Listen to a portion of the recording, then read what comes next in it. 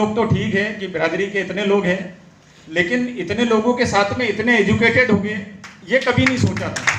और ये अल्लाह का बड़ा एहसान है कि आज हरियाणा जब से AILT से जुड़ा है, AILT से ऐसा लगता है जैसे एजुकेशन जुड़ गया है।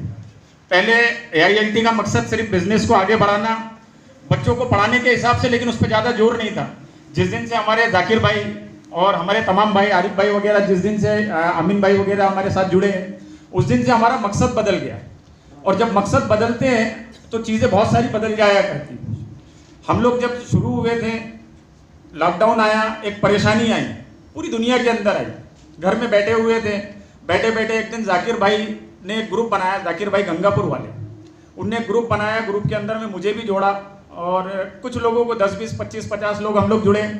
जुड़ने के बाद में थोड़ी फिक्रें शुरू हुई, और जब फिक्रें शुरू हुई तो मैंने शकील भाई नवलगढ़ वाले, शकील भाई से जो हमारे अमीर साहब हैं, इनसे मैंने बात की, बाबू भाई से मैंने बात की। जब इनसे बात हुई तो ये लोग माशाल्लाह फ़ौरन तैयार हो गए और ये बुज़ुर्ग हमारे साथ में जुड़ गए। और जैसे ही ये लोग जुड़े तो हमको एक रास्ता मिल गया।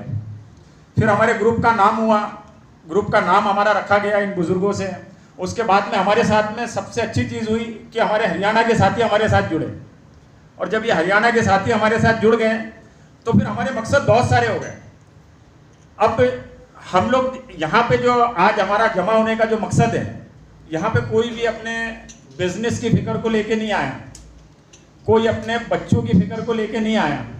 हम लोग सब आए हैं अपनी कौम की फिक्र को लेके कि मेरी कौम आगे कैसे आ जाए। अब कौम को आगे लाने के लिए, एजुकेशन के लिए हमारे जाकिर भाई वगैरह अक्सर बोलते रहते हैं, अक्सर बातें होती रहती है। बाबू भाई अक्सर एजुकेशन के बारे में हमारे बात करते रहते हैं।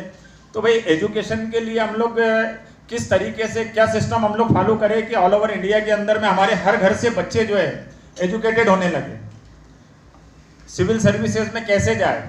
एक तो ये चीज़ है। दूसरा, मेरा जो एक मानना है कि हम लोग जो हिंदुस्तान के अंदर में अलग अलग जगह पे रहते हैं, भाई अलग अलग स्टेट में हैं और माशाल्लाह काफ़ी अच्छी तादाद में हैं और काफ़ी अच्छे काम भी करते हैं। मगर हमारे साथ में सबसे बड़ी तकलीफ़ ये है कि हमारा जो भाई फोर्जिंग लाइन के अंदर में है, फोर्जिंग का काम करता है, वो मेहनत फोर्जिंग के अंदर में बहुत ज़्यादा करता है, लेकिन मुनाफा उसको उस मेहनत के मुताबिक नहीं मिलता। क्योंकि वो जो मेहनत कर रहा है, वो मेहनत किसी ने उसको काम दिया, उसने उसको मना नहीं किया। क्योंकि लोहार एक ऐसी चीज़ है जो अपने हाथ से लोहे का आकार जैसा चाहे वैसा बना देती है। अल्लाह ने वो सलाहियत हमारे अंदर दिया, अल्लाह ने वो हाथ में हुनर दिया। मगर हमारे साथ में तकलीफ इस बात की है कि एजुकेशन की कमी होने की वजह से हम लोग एंड यूज़र तक नहीं पहुंच पाते।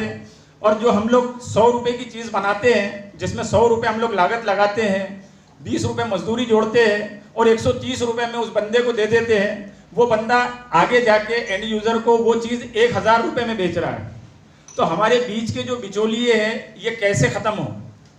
हमारे को इसके ऊपर भी मेहनत करना है। हमारी इसके ऊपर में मेहनत होगी तो हमारा जो मुनाफा है हमारे हर भाई का, क्योंकि हम लोग वो चीज़ बनाते हैं जो कोई नहीं बना सकता। आज अगर हम ये सोच के बैठ जाएं कि भाई हम ये इसको इतने ही कीमत में देंगे तो वो इतनी ही कीमत में लेके जाएगा, बस शर्त ये है कि हम एंड यूज़र तक पहुँचे, ये बिचौलियों को ख़त्म करें। उसके लिए ज़रूरी है भाई उस लाइन की पढ़ाई होना ज़रूरी है, उस नेट का सहारा लेना ज़रूरी है। बैठे बैठे तो कोई मिलेगा नहीं, ये चीज़ें हैं। और इसके बाद में जैसा भी होगा इंशाल्लाह हमारे भाई आगे और बात करेंगे। अस्सलाम वालेकुम।